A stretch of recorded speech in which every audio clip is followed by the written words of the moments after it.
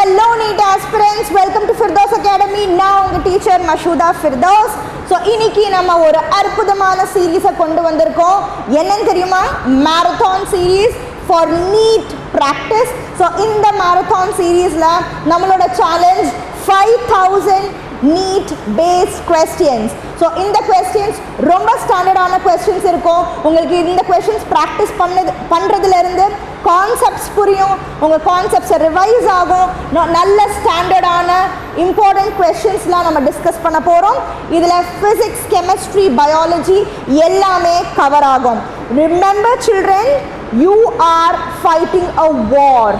இந்த வாரில் உங்களோட வெப்பன், இந்த போரில் உங்களோட ஆயுதம், உங்களோட ரிவிஷன், உங்களோட ப்ராக்டிஸ் மட்டும்தான். நீங்கள் எவ்வளோ ரிவைஸ் பண்ணுறீங்களோ, நீங்கள் எவ்வளோ ப்ராக்டிஸ் பண்ணுறீங்களோ, நீங்கள் எவ்வளோ மாக் டெஸ்ட் எழுதுறீங்களோ அதை வச்சு தான் உங்களோட ஸ்ட்ரென்த்தே இருக்குது. ஸோ தயவு செஞ்சு please do not feel lazy to practice even the questions which you have already practice.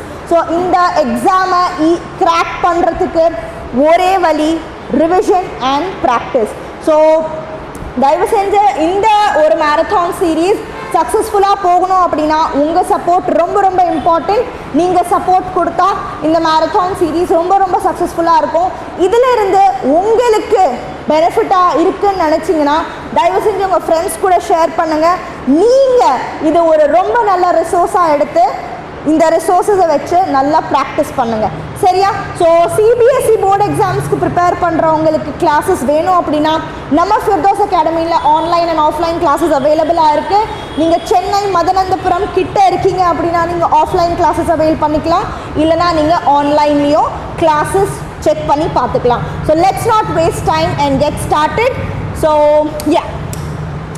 first question, a particle starting from a point A traveling up to B with a speed s. சரியா? First statement of the question. Then point C with a speed 2s. Okay va? And finally up to A with a speed 3s. Okay? Then find its average speed அப்படின்னு கேட்டிருக்காங்க.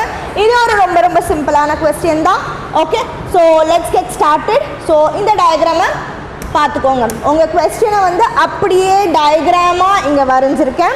Alright, so first வந்து point ஏலேருந்து particle start ஆகுது, point B வரைக்கும் போகுது. போகிறப்போ time வந்து T1 இருக்குது, அந்த பார்ட்டிக்கல் ட்ராவல் பண்ணுற ஸ்பீடு வந்து எஸ்ஸாக இருக்குது, சரியா? அப்புறம் பாயிண்ட் பியிலேருந்து பாயிண்ட் சிக்கு போகுது. ஓகேவா? போகும்போது அதோட டைம் பார்த்தீங்கன்னா டைம் T2 இருக்குது, ஸ்பீடு வந்து 2s இருக்குது. ஆல்ரைட், இது வரைக்கும் கிளியர். அப்புறம் பாயிண்ட் சியிலேருந்து பாயிண்ட் ஏக்கு வரப்போ டைம் T3 எடுத்துக்குது, ஸ்பீடு பார்த்தீங்கன்னா 3s இருக்குது, சரியா? கிவன் டேட்டாவை கிவன் எழுதாமல் டயக்ராமில் போட்டு எழுதியிருக்கேன். கிளியர் ஆகிடுச்சா? சரி, இப்போ நம்மளுக்கு தெரிஞ்ச விஷயமா போட்டுக்கலாம். என்ன தெரியும்? நம்மளுக்கு ஸ்பீடோட ஃபார்முலா தெரியும். என்ன கேட்டிருக்காங்க? ஆவரேஜ் ஸ்பீடு கேட்டிருக்காங்க. ஆல்ரைட், ஆவரேஜ் ஸ்பீட் கேட்டிருக்காங்களே மேம், எப்படி நம்ம இதை எழுதணும் அப்படின்னு ஒரு சில பேர் கேட்கலாம். கவனிச்சுக்கோங்க. இப்போ ஒரு பார்ட்டிக்கல் வந்து டிஃப்ரெண்ட் பார்ட்ஸ், ஒரு பாத்வேல வந்து ஓகே ஏ பாயிண்ட்லேருந்து பி பாயிண்ட் போகுது, பி பாயிண்ட்லேருந்து சி பாயிண்ட் போகுது, சியிலேருந்து திருப்பி ஏக்கு வருது. ஸோ வேறு வேறு பாயிண்ட்டை ட்ராவல் பண்ணுது ஒரு சிங்கிள் பார்ட்டிக்கல். அது மட்டும் இல்லாமல் ட்ராவல் பண்ணுறப்போ அதோட ஸ்பீடு என்னவா இருக்குது? மாறிக்கிட்டே இருக்குது. ஸோ ஸ்பீடு மாறிக்கிட்டே இருந்துச்சுன்னா அதோட ஆவரேஜ் ஸ்பீடு என்னவா இருக்காது? கான்ஸ்டண்ட்டாக இருக்காது. தெளிவாக புரிஞ்சுக்கோங்க, ஓகேவா? ஸோ அதனால தான் நம்ம என்ன பண்ண போகிறோம்? ஆவரேஜ் ஸ்பீடு என்ன அப்படின்னு ஃபைண்ட் அவுட் பண்ண போகிறோம். ஸோ ஏ பாயிண்ட்லேருந்து பி, பியிலேருந்து சி, சியிலேருந்து ஏ. ஸோ டோட்டலாக பார்த்தீங்கன்னா ஏலேருந்து பி, பியிலேருந்து சி, சியிலேருந்து ஏ. தட் இஸ் ஸ்டார்டிங் பாயிண்ட்டும் ஏ தான், எண்டிங் பாயிண்ட்டும் ஏ தான். ஸோ அப்போ டிஸ்பிளேஸ்மெண்ட் என்ன இருக்கும்னு தெரிஞ்சிருக்கும். ஸோ இதை பாருங்கள், சர்க்கிளில் ட்ராவல் பண்ணுது. ஸோ டோட்டல் டிஸ்டன்ஸ் என்ன இருக்கும்? 2πr இருக்கும். ஆல்ரைட், ஸோ அதனால தான் நம்ம டோட்டல் டிஸ்டன்ஸ் என்ன எழுதியிருக்கோம்? 2πr. எதுக்காக 2πr? Circumference of a circle வந்து 2πr. ஓகே, இப்போ பார்க்கலாம். நம்மளுக்கு நம்ம ஆவரேஜ் ஸ்பீட் ஃபைண்ட் அவுட் பண்ணணும் அப்படின்னா நம்மளுக்கு என்னென்ன தேவை? டிஸ்டன்ஸ் தேவை, டைம் தேவை. டிஸ்டன்ஸ் நம்மளுக்கு தெரிஞ்சிருச்சு 2πr. இப்போ டைம் கண்டுபிடிக்கலாமா? ஸோ டைமோட ஃபார்முலா பார்த்தீங்கன்னா டோட்டல் டைம் என்ன இருக்கும்? ஏலேருந்து பிக்கு போகிற வரைக்கும், பிலேருந்து சிக்கு போகிற வரைக்கும், சிலேருந்து ஏக்கு வர வரைக்கும். That is T1 T2 T3. So இந்த T1 T2 T3யை T1 எப்படி ஃபைண்ட் அவுட் பண்ணுவோம்? T1 என்னது? என்னோட லென்த் ஏலேருந்து பி போகிற வரைக்கும். அப்போ இருந்த வெலாசிட்டி என்னது? V1. சரியா? T2 அப்போ என்னது? T2னா என்னது? டிஸ்டன்ஸ் பிலேருந்து சி வரைக்கும். ஸோ பிசி அப்போ இருந்த வெலாசிட்டி வந்து V2. சரியா? அப்புறம் சிலேருந்து ஏக்கு வெலாசிட்டி V3. சரியா? இப்போ இந்த ஏபி பிசி சிஏ இருக்கு இல்லையா? இதெல்லாம் ஸ்ட்ரெயிட் லைனா கிடையாது. இது என்னது? ஒரு சர்க்கிளோட arc length. So arc length நம்மளுக்கு தேவை அப்படின்னா நம்மளுக்கு அதோட ரேடியஸும் ஆங்கிளும் தெரியணும். இதை கவனிச்சுக்கோங்க. இந்த கொஸ்டினை இந்த டயக்ராம் வந்து கொடுத்துருக்காங்க. சரியா? ஸோ ஆங்கிளோட வேல்யூ வந்து ஆல்ரெடி கொடுத்துருக்காங்க. சரியா? ஸோ இது பாருங்க, ஆர்க் லென்த் வந்து ரேடியஸ் இன்டூ ஆங்கிள். சரியா? ஓகே. ஸோ இதை பார்த்துக்கோங்க, ஆர்க் லென்த் வந்துட்டு ரேடியஸ். சரியா? ஆர் இன்டூ ஆங்கிள் என்னவா இருக்கு? ஏபிக்கு ஆங்கிள் வந்து π/2 இருக்கு. கரெக்டா? ஸோ ஏபி வந்துட்டு ஆக்சுவலி என்னது? Arc length. நான் இங்கே தனியாக உங்களுக்கு எழுதுறேன். ஏபி தான் arc length. That is what? R into π/2. சரியா? இந்த V1 என்னது? V1 என்னோட ஸ்பீடு. ஏலேருந்து பிக்கு போகிறப்போ என்னோட ஸ்பீடு என்னவா இருக்கு? எஸ்ஸா இருக்கு. ஸோ என்னோட T1 என்ன இருக்கும்? T1 is nothing but arc length πr/2 by V1. V1 என்னது? நம்மளோட V1 என்னது? Speed S. ஸோ அதுதான் இந்த S-ஆ நான் எழுதியிருக்கேன். புரிஞ்சுதா? சரியா? ஸோ T1 என்னது? πr/2s. இதுதான் என்னோட T1 ஓட value.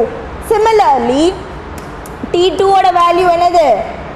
R length, that is radius into angle 2π/3. ஓகேவா? என்னோட ஸ்பீடு என்னவா இருக்கு?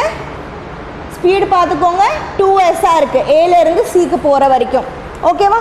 ஸோ அதனால என்னோட ஸ்பீடு என்னவா இருக்கு? 2s இருக்கு. சரியா? இது என்னது? T2.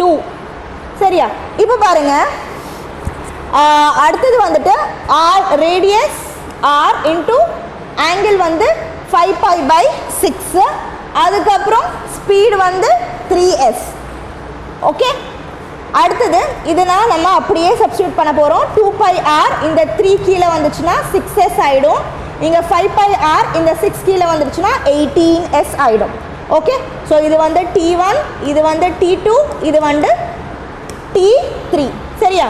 இப்போ நம்ம என்ன பண்ண போகிறோம்னா ஆவரேஜ் வெலாசிட்டியை ஃபைண்ட் அவுட் பண்ண போகிறோம், which is nothing but average speed தான். Okay. Distance by time. So total distance வந்து 2πr, டைம் வந்து நம்மளுக்கு இந்த மாதிரி கிடச்சிருக்கு. Okay. So πr/2s, 2πr/6s, 5πr/18s. So simple mathematics 2, 6 and 18ஓட எல்சிஎம் எடுத்தோம் அப்படின்னா நம்மளுக்கு என்ன வருது? 18s எல்சிஎம்மாக வருது. சரியா? தட் இஸ் 2s, 6s, 18xோட எஸோட எல்சிஎம் வந்துட்டு 18s.